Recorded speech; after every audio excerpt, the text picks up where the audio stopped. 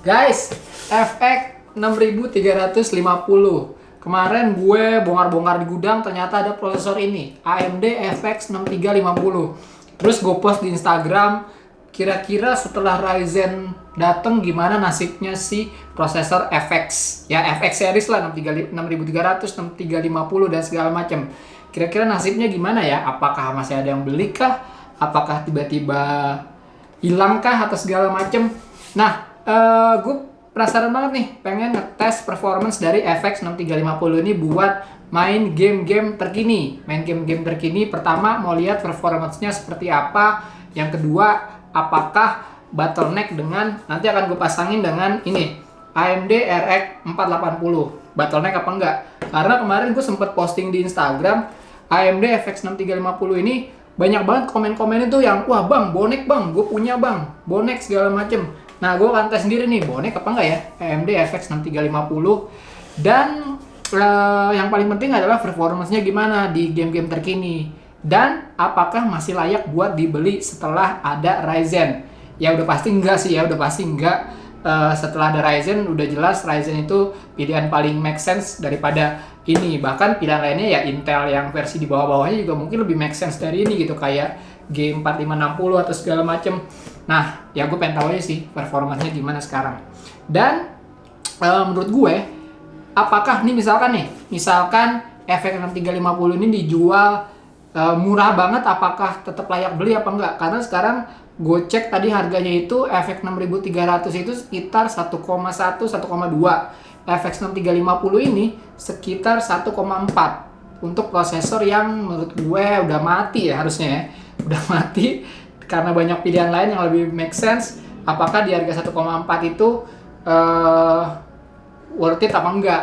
Kalau misalkan jatuh di bawah 1 juta, mungkin aja bisa jadi pilihan buat bikin gaming PC yang murah sih. Gue juga nggak tahu worth it apa enggak, itu akan gue tes. Jadi ya, pertama gue akan tes performa, terus gue mau tes bottleneck apa enggak dengan RX 480 ini, dan suhunya. Nah, karena gue dulu awal-awal bikin channel sering banget merekomendasikan FX 6300 buat bikin budget build hemat yang lo nggak mungkin prosesornya pakai Intel. Tapi kelebihannya memang, wah udah terkenal lah AMD itu panas apa segala macam. Nah, gue mau tahu nih suhunya seberapa sih. Dan dia sekarang kan udah pakai AMD Raid Cooler. Nah, dengan pakai AMD Raid Cooler ini, kita lihat nanti suhunya seberapa gitu. Oke, gue akan build ini dulu. Jadi gue akan liatin proses buildnya, karena ya udah pasti udah tau lah cara build PC apa segala macam. Nanti gue akan balik lagi dengan langsung ke benchmarknya aja. Oke, see you guys later. Oke, di benchmark ini gue pakai beberapa game baik yang CPU intensif atau GPU intensif buat ngelihat apakah terjadi bottleneck apabila FX 6350 disandingkan dengan RX 480.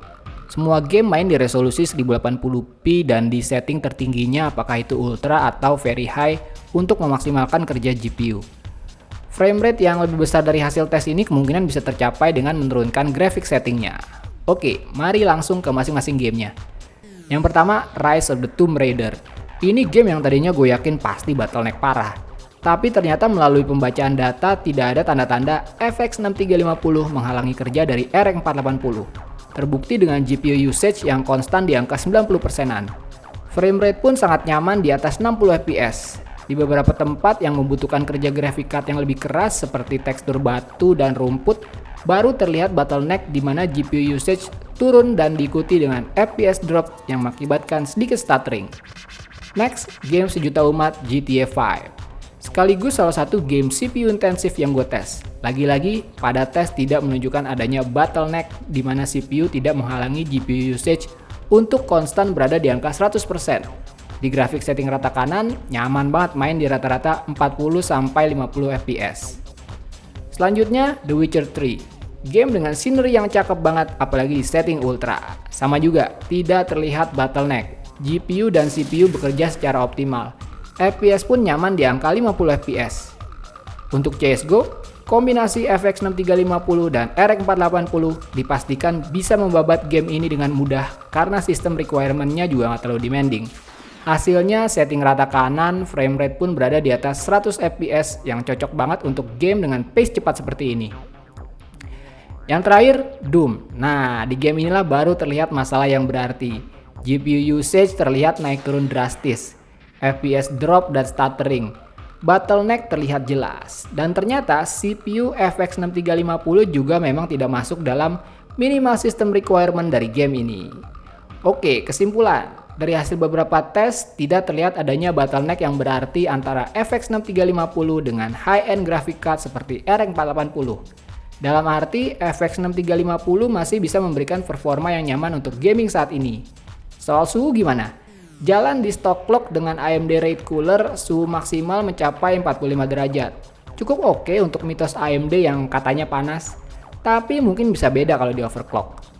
Yang jadi pertanyaan penting, apakah masih layak memilih FX 6350 untuk build PC saat ini, khususnya dengan telah hadirnya Ryzen saat ini? Jawabannya udah jelas nggak layak. FX series tergolong prosesor tua, dan soket AM3 umurnya tinggal menghitung hari. Kecuali loh ya, harganya drop benar-benar murah, let's say di bawah sejuta misalnya.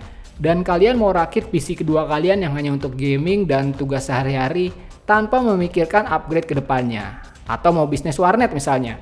Mungkin FX 6350 ini bisa jadi pilihan. Tapi di luar itu, totally not recommended buat build saat ini pakai FX 6350. Segitu aja video kali ini.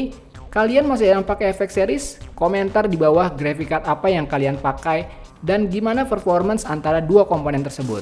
Seperti biasa, like, dislike, komen, dan share. Cek link di deskripsi untuk info lebih lanjut tentang video ini. Follow semua sosial media Tangan Belang, gabung di komunitas Tangan Belang, cek blog gua di tanganbelang.com. Thanks for watching, I'll see you next time.